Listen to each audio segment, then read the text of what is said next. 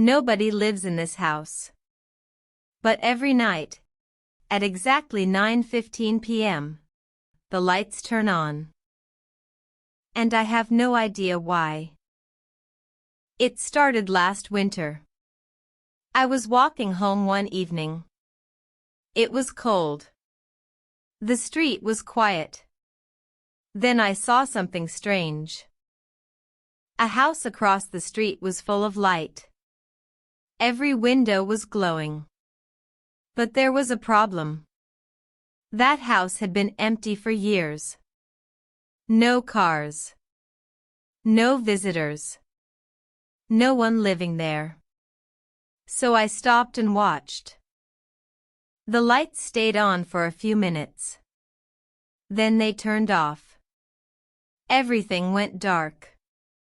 I thought maybe I was wrong. Maybe I imagined it. But the next night, it happened again. I looked at my phone. 9:15 p.m. Exactly the same time. The next evening, I came back. I stayed across the street. I did not go inside. I did not touch anything. I just watched. At 9:15 p.m., the lights turned on again. First the living room. Then the kitchen. Then the hallway. One by one. Not all at once. It looked like someone was moving through the house. But the street was empty. No people. No sound. Nothing. I stayed longer. I wanted to know more. Then I noticed something. A shadow. Behind a curtain. It moved slowly. For a second. It looked like someone was inside. I took a step back. My heart was beating faster. Because nobody was supposed to be there. The next day, I returned. This time, it was daylight. The house looked abandoned.